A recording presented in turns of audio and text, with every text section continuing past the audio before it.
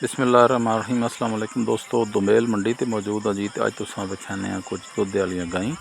तो सब तो पहले तुसां दस देवां कि दुमेल मंडी जी है कित्थे लगनी है। जिला अटकनी दो ही वड्डी मंडी है जी रावलपिंडी कोहाट रोड ते पिंड सुल्तानी ग्रां आवे। तो इसने नालों मुड़ के 6 किलोमीटर ने फासले ते दुमेल मंडी है। इस जिमें अज तुसां दिखाने कुछ दुध वाली गाई। मंडे नाल रवो तो चैनल सबसक्राइब कर देना। जी दुमेल मंडी नहीं 12 देखो बड़े सोहने दुध वाले उन्होंने जोड़े मालिक ने उन्होंने फिराट रा रहे हैं हार ते सेरे पा के बड़े सोहने बच्चे ने नाल।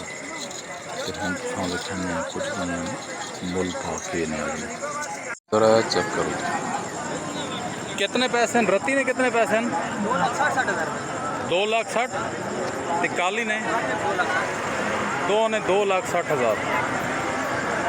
अपना मोबाइल नंबर दस 0303 26 45 365। किहड़ी जगह ने कुंडा तुहाडे कोल तां अपनी मंडी नहीं लगी है पट्टी गई। ओहो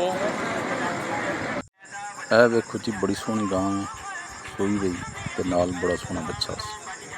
कितने पैसे मंगने पे हो 260 कोई मुल लगा कितना 2.5 केड़ी जगह ने जी खट्टा।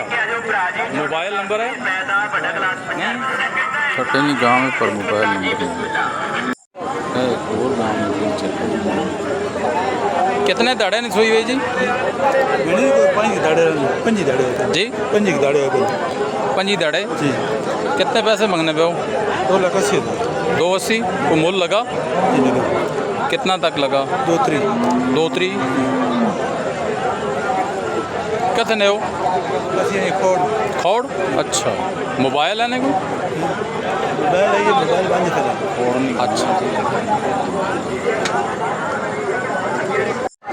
कितने पैसे यार मंगना पाया 270 केड़ी जगह ने हो पिंडी सराल गबोने कितने मुद्दे नहीं है तकरीबन 15 दाड़े कट सी। मोबाइल नंबर है ना कोई दसो 0312 0312 054 61 पिंडी सराल।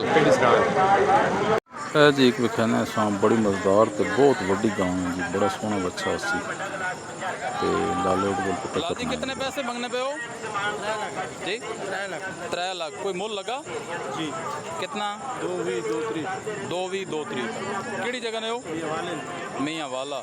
मोबाइल नंबर है ना कोई जी दसो 0311 56 317 मियाँ वाला।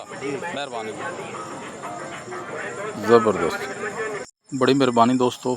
इसने नाल ही दो मां इजाज़त दुमेल मंडी तो एक बारी वत देखो कुछ सोहनिया सोहनिया गाई जी सारिया सूइयां भी ने नाल बच्चे भी मौजूद ने।